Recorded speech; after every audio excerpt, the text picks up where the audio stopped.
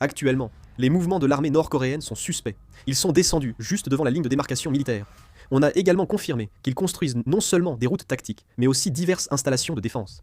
Ils semblent mener de vastes travaux de fortification sur tout le secteur de la ligne d'armistice. Aujourd'hui, nous allons l'examiner de près. Regardons tout de suite, mais avant cela, je tiens à le dire clairement, notre principal ennemi, c'est la Corée du Nord. Je ne comprends pas pourquoi certains semblent confus à ce sujet. La guerre continue et la Corée du Nord ne cesse de nous provoquer. N'oublions pas que notre ennemi principal est la Corée du Nord.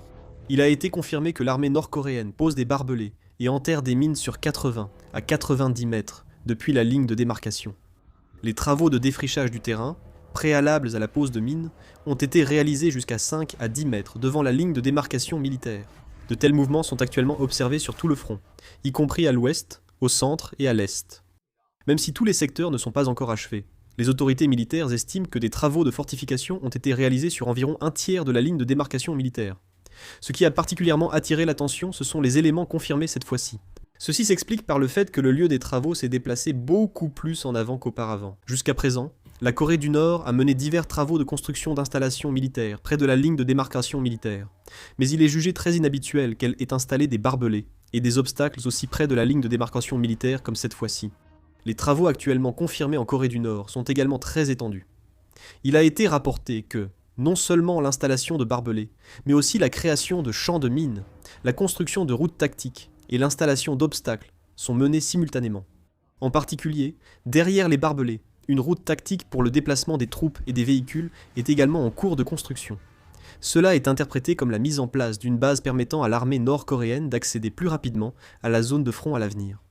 En réalité, la Corée du Nord avait temporairement interrompu les travaux à la fin de l'année dernière, mais il a été rapporté qu'elle a repris la construction cette année, et qu'elle progresse à un rythme bien plus rapide qu'auparavant.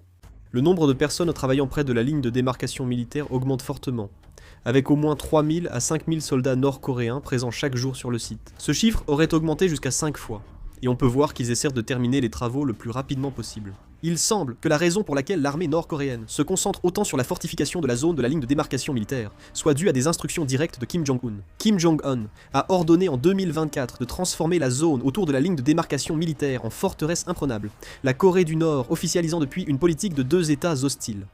En octobre de la même année, ils ont lancé des travaux pour bloquer définitivement la frontière sud. Près de la ligne de démarcation militaire, la pose de barbelés, de mines et la construction de routes tactiques se sont poursuivies. Et récemment, ces travaux semblent s'intensifier. L'état-major interarmé sud-coréen a déclaré que les travaux préparatoires visant à transformer la ligne de démarcation militaire en frontière étaient achevés à la fin de 2025. Environ 70 km de routes tactiques et 90 km de clôture ont été construits sur les 250 km de la ligne de démarcation militaire. Les autorités militaires sont surtout frappées par la rapidité des travaux. Au début, on s'attendait à ce que l'ensemble du projet prenne beaucoup de temps à être achevé. Mais récemment, avec l'augmentation significative du nombre de soldats mobilisés, les travaux progressent plus rapidement que prévu. En réalité, il est rapporté que la Corée du Nord déploie davantage de troupes dans les zones avancées par rapport à l'année dernière, et l'étendue des travaux ne cesse également de s'élargir. En conséquence, il a été confirmé qu'à l'heure actuelle, les barbelés sont descendus jusqu'à seulement quelques dizaines de mètres de la ligne de démarcation militaire.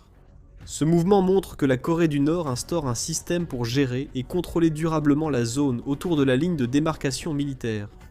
L'état-major interarmé pense qu'à ce rythme, la Corée du Nord pourrait finir de couper la frontière dans 2 ou 3 ans. En plus de cela, ce qui inquiète le plus l'armée actuellement, c'est que la fortification de la Corée du Nord pourrait changer la perception même de la ligne de démarcation militaire. L'armée nord-coréenne pose des barbelés et obstacles près de la ligne de démarcation. Si ces installations sont maintenues pendant une longue période et que des travaux supplémentaires sont effectués, il est possible que la ligne de démarcation déterminée unilatéralement par la Corée du Nord devienne en pratique la référence sur le terrain. En particulier, une fois que des barbelés, des champs de mines et des installations de surveillance sont installés, il devient difficile de revenir à l'état initial. C'est pourquoi on craint qu'avec le temps, un nouveau statu quo ne s'installe. Ce qui complique encore plus la situation, c'est que l'interprétation actuelle de la ligne de démarcation militaire n'est pas totalement identique. Il est connu qu'il existe certaines différences dans la localisation de la ligne de démarcation militaire, telle qu'elle est déterminée par l'armée sud-coréenne, l'armée nord-coréenne et le commandement des Nations Unies. Dans une telle situation, si la Corée du Nord continue d'installer d'importantes infrastructures à proximité de la ligne de démarcation militaire, il est possible que les éléments de conflit liés à la frontière augmentent à l'avenir. Les autorités militaires suivent de près l'étendue et l'emplacement des travaux de l'armée nord-coréenne. Un autre problème concerne la fonction initiale de la zone démilitarisée. La zone démilitarisée a été créée pour maintenir une certaine distance afin que les forces militaires du Nord et du Sud ne soient pas en contact direct. Elle a une grande importance en tant que zone tampon pour prévenir les affrontements et réduire les tensions. Cependant, si la Corée du Nord étend les barbelés, les champs de mines et diverses installations militaires à l'intérieur de la zone démilitarisée, cette fonction de tampon ne pourra que s'affaiblir progressivement. En particulier, si à l'avenir les forces de garde et l'équipement de l'armée nord-coréenne avancent encore plus vers l'avant, il pourrait y avoir de plus en plus de situations où les forces militaires du Nord et du Sud se font face à une distance rapprochée. Avec l'augmentation de la surveillance et des mouvements de troupes, le risque d'incidents inattendus grandit aussi. Les experts militaires suivent de très près les travaux de fortification en cours en Corée du Nord, car une petite méprise ou une erreur de jugement sur le terrain peut conduire à une escalade des tensions. Il faut aussi noter que la Corée du Nord a fortement profité de sa participation à la guerre en Ukraine. La Corée du Nord a toujours priorisé sa puissance militaire, mais a souvent été freinée par des limites financières. Cependant, la situation est en train de changer, avec un important afflux récent de devises étrangères grâce à la coopération avec la Russie. La Corée du Nord investit massivement dans la modernisation de ses installations de l'industrie militaire et dans l'expansion de ses équipements de production, et il a été révélé que la production de ses principales usines militaires a effectivement beaucoup augmenté. En particulier, on estime que les installations de production d'obus, de lance-roquettes multiples et de missiles sont en cours d'expansion ou de renforcement. La Corée du Nord voit la fourniture d'armes via la Russie comme une industrie durable et pas seulement temporaire. Pour elle, le principal avantage n'est pas uniquement financier. Aujourd'hui, des armes qui autrefois ne pouvaient être éprouvées que sur des sites d'essai et des terrains d'entraînement sont désormais utilisées sur le champ de bataille, ce qui permet d'accumuler de nombreuses données. L'efficacité des armes, les problèmes et les réactions des défenses aériennes ennemies peuvent être continuellement transmises à la Corée du Nord. Ces informations sont susceptibles d'être utilisées comme des données très importantes pour le développement de la prochaine génération d'armes. En particulier, certains analystes estiment que l'amélioration des performances des missiles, de l'artillerie à longue portée et des systèmes de drones pourrait s'accélérer. Avant tout, certains estiment que l'expérience acquise par l'armée nord-coréenne en matière de guerre de drones sur le champ de bataille ukrainien n'a pas beaucoup de signification sur la péninsule coréenne. Cependant, d'un point de vue militaire, la valeur de l'expérience de combat réelle est très grande. Il est peu probable que l'armée nord-coréenne applique directement les tactiques et doctrines utilisées sur le champ de bataille ukrainien. En effet, le terrain et l'environnement opérationnel sont différents. En revanche, la Corée du Nord analysera les réussites et les échecs observés en combat réel, puis cherchera à en tirer des enseignements adaptés à l'environnement de la péninsule coréenne et à les mettre en pratique. En particulier, les méthodes d'utilisation des drones, les systèmes de reconnaissance, la capacité de coordination de l'artillerie et les systèmes de partage d'informations sur le champ de bataille sont des domaines qui peuvent être pleinement exploités, même si la région change. Il est aussi évident que le nombre de commandants et de soldats expérimentés au combat a augmenté. Une armée ayant une expérience réelle diffère clairement d'une armée qui n'en a pas. Dire que la Corée du Nord ne saura pas exploiter cette expérience pourrait refléter une évaluation militaire irréaliste. De plus, la Corée du Nord observe directement les évolutions de la guerre moderne en envoyant ses troupes à l'étranger. Dans les guerres récentes, drones, reconnaissance et partage d'informations en temps réel déterminent souvent l'issue des combats, remplaçant la domination des grandes unités blindées.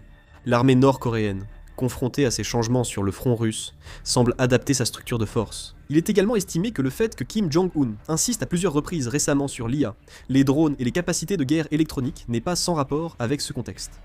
La guerre électronique est un enjeu crucial pour la Corée du Sud, car la guerre moderne repose sur les réseaux de communication, la navigation satellite et les systèmes de liaison de données. Si la Corée du Nord reçoit des transferts de technologies connexes de la Russie et développe ses capacités de guerre électronique, cela pourrait affecter l'emploi de certains moyens militaires de pointe de l'armée sud-coréenne en cas de crise. Les experts militaires notent que les évolutions en Corée du Nord concernent aussi une possible amélioration structurelle de toute l'armée, au-delà des missiles ou armes nucléaires. Ce qui est encore plus préoccupant, c'est que le temps pourrait jouer en faveur de la Corée du Nord. Si la coopération avec la Russie se poursuit, la Corée du Nord pourra sécuriser une source stable de devises étrangères, ce qui pourrait à son tour conduire à un renforcement de sa puissance militaire. De plus, si la capacité de production d'armes s'accroît, la possibilité de transaction d'armes avec d'autres pays ou groupes, en dehors de la Russie, pourrait également augmenter. La Corée du Nord pourrait ainsi se défaire de son image de pays sous sanction, et mettre en place une nouvelle structure fondée sur son industrie de l'armement pour gagner des devises. Ces changements pourraient également avoir un impact direct sur l'environnement sécuritaire de la péninsule coréenne. Si la Corée du Nord acquiert à la fois une marge de manœuvre économique et une confiance militaire, elle pourrait augmenter la pression sur la Corée du Sud. En réalité, la Corée du Nord mène actuellement de front le renforcement des fortifications le long de la ligne de démarcation militaire, le développement de drones et le renforcement de ses capacités en matière de missiles. Cela signifie que la Corée du Nord n'utilise pas seulement les bénéfices obtenus grâce à la situation de guerre pour la reprise économique, mais qu'elle les exploite également activement pour renforcer sa puissance militaire. Si ces changements persistent plusieurs années, certains prévoient d'importantes modifications de l'équilibre militaire autour de la péninsule coréenne.